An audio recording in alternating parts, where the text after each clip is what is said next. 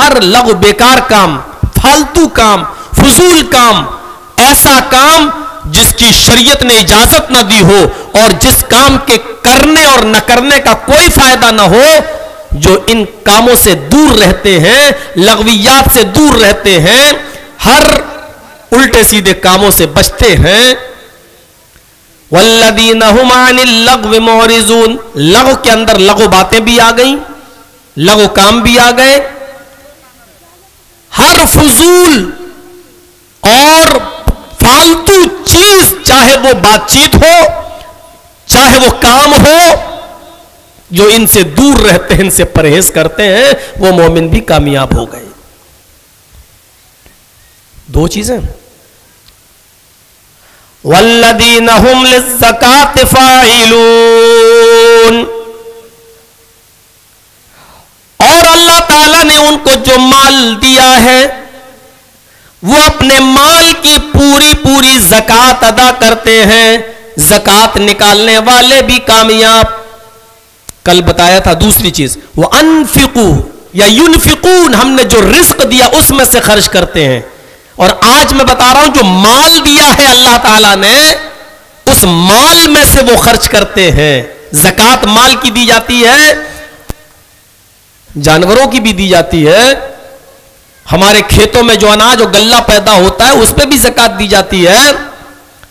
یہاں اللہ تعالیٰ نے کہا والذین هم للزکاة فاعلون، جن کی اوپر جتنی زکات بنتی ہے وہ اپنے مال کی پوری پوری زکات پابندی کے ساتھ ادا کرتے ہیں.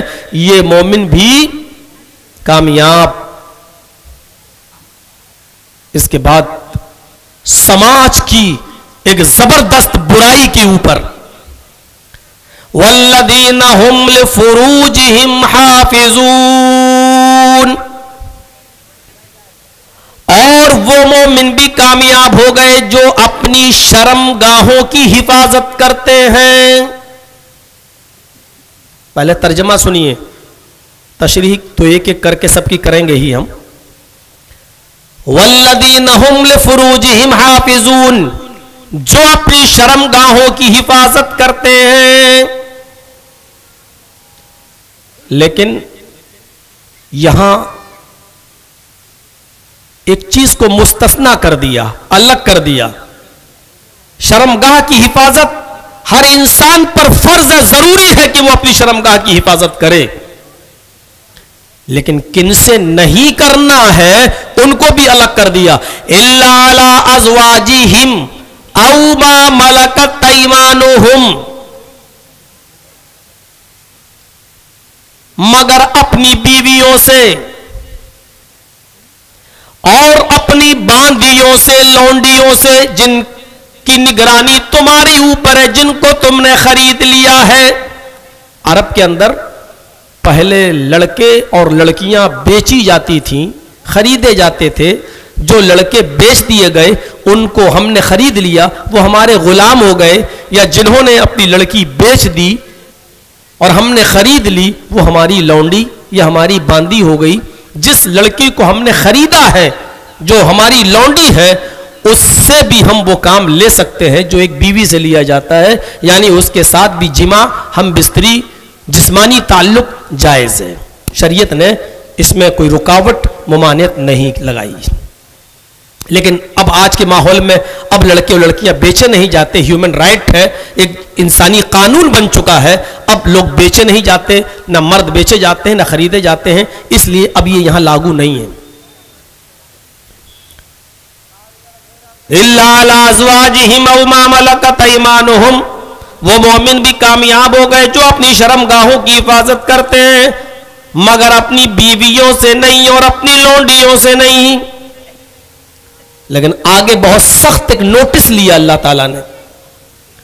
اپنی لونڈیوں اور اپنی بیویوں کو چھوڑ کر، اپنی بیوی اور اپنی لونڈیوں کو چھوڑ کر اگر تم نے کوئی دوسرا راستہ اختیار کیا، فَمَنِ ابْتَغَىٰ وَرَاءَ ذَلِكَ، اگر اس کے بعد، اس کے علاوہ کوئی دوسرا راستہ تلاش کیا، کسی دوسری طرف منہ مارنے کے لیے گئے، کہیں اور تم نے ناجائز طریقے سے اپنی شرمگاہ کا استعمال کیا، فَأُولَئِكَ هُمُ الْعَادُونَ، تو یہی لوگ حد سے زیادہ گزرنے والے، حد سے آگے بڑھنے والے، ایک حد کو کراس کرنے والے کی لمٹ کو کراس کرنے والے ہیں۔ اولئک هم العادون، یہی سرکش لوگ ہیں۔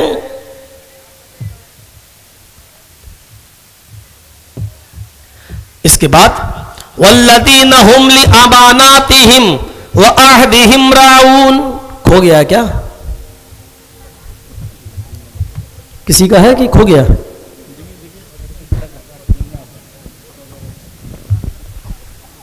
بھیا دیکھ لو، جس کا ہو لے جاؤ۔ آپ کے یہاں کم کھوتے ہیں، بہار میں بہت کھوتے ہیں۔ بہار میں تو ہمیں بولنا پڑتا ہے کہ آپ لوگ صرف بچے پیدا کرنا جانتے، سنبھالنا نہیں جانتے۔ کئی جلسوں میں مجھے بولنا پڑا یہ، اب اتنا سا بچہ بتائیے،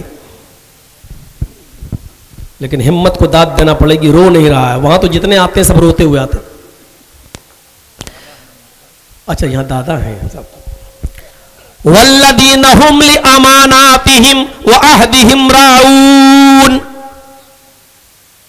تقریر کا میرا زیادہ تر حصہ قرآن کی اس آیت پر آج لگے گا۔ والذین هم لاماناتهم وعہدهم راعون، اور وہ مومن بھی کامیاب ہو گئے جو امانتوں کا خیال رکھتے ہیں، کسی کی امانت پر ناجائز قبضہ نہیں کرتے، ہڑپ نہیں کرتے، غصب نہیں کرتے۔ وعہدہم راعون، اور عہد و پیمان کے بڑے پختہ رہتے ہیں، جس سے جو عہد کیا، جس سے جو وعدہ کیا اس کو ہر حال میں پورا کرتے ہیں۔ یہ مومن بھی کامیاب ہو گئے۔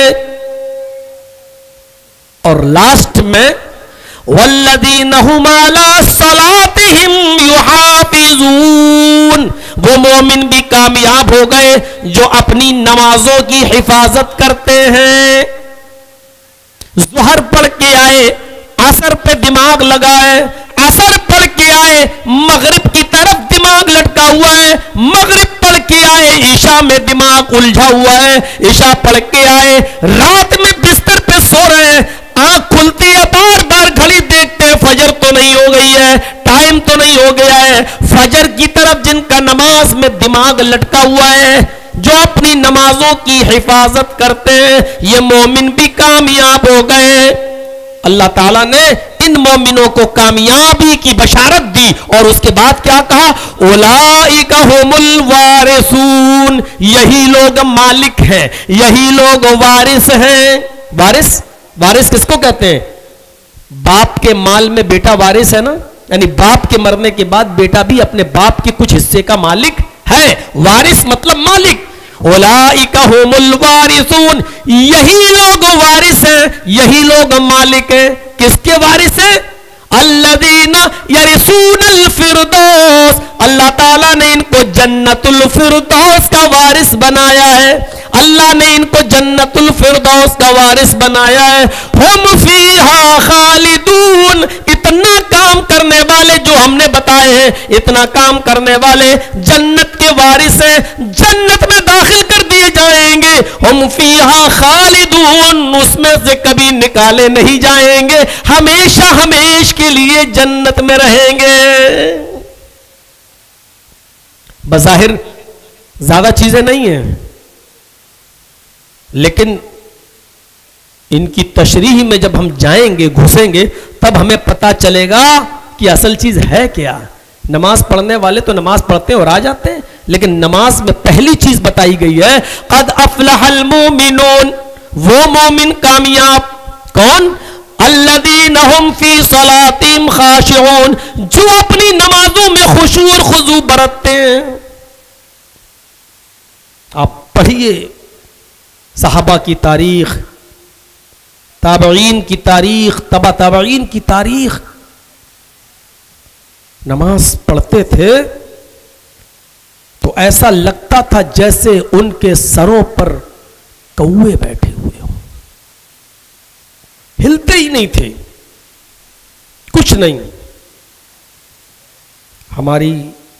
ہم اپنی نمازوں کا بھی جائزہ لیں.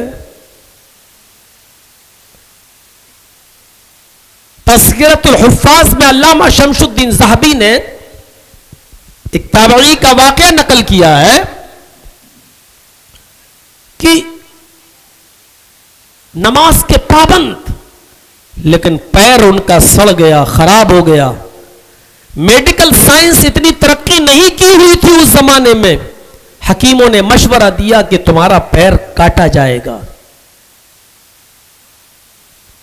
انہوں نے کہا، حکیم نے، بہت تکلیف ہوگی، درد ہوگا. اس زمانے میں محذر اشیاء کا وجود عمل میں نہیں آیا تھا. محذر اشیاء جانتے ہیں؟ نشہ آور انجیکشن، سن کر دیا جاتا ہے، انجیکشن دے کے بے ہوش، آپریشن کر دو، پیر کاٹ دو، کسی کو پتہ نہیں. اس زمانے میں میڈیکل سائنس اتنی ترقی نہیں کی تھی. تمہارا پیر کاٹا جائے گا اور حالت ہوش میں کاٹا جائے گا. آئیڈیا لگا سکتے ہیں کتنی تکلیف ہوگی. یہ بزرگ تابعی کہتے ہیں یہ تو بڑے تکلیف کی بات ہے حکیم صاحب. کہ ہاں سمجھ لو. اس بزرگ تابعی نے کہا ٹھیک ہے، پھر تم اپنا کام شروع کر دینا، لیکن میری ایک شرط ہے کہ تم اپنا کام اس وقت شروع کرنا جب میں کسی اونچی جگہ پر بیٹھ جاؤں اور اس کے بعد میں نماز پڑھنے لگوں. جب میں نماز پڑھنے لگوں تو میرا پیر زمین پر ہی رہے گا. اونچی جگہ پر میں بیٹھ کر نماز پڑھوں گا. جب میں بیٹھ جاؤں تو تم میرے پیر کو جہاں سے کاٹنا ہو وہیں سے کاٹ دینا. نماز ہی ایک ایسی عبادت ہے کہ اس نماز کی حالت میں جب میں دعائیں پڑھتا ہوں تو اللہ سے ایسی باتیں کرتا ہوں، اللہ سے ایسی گفتگو کرتا ہوں، اللہ کی طرف میرا ایسا دماغ لگ جاتا ہے، میرا دل اور دماغ اللہ سے گفتگو میں ہوتا ہے، اس سے بات چیت میں ہوتا ہے. میں اتنا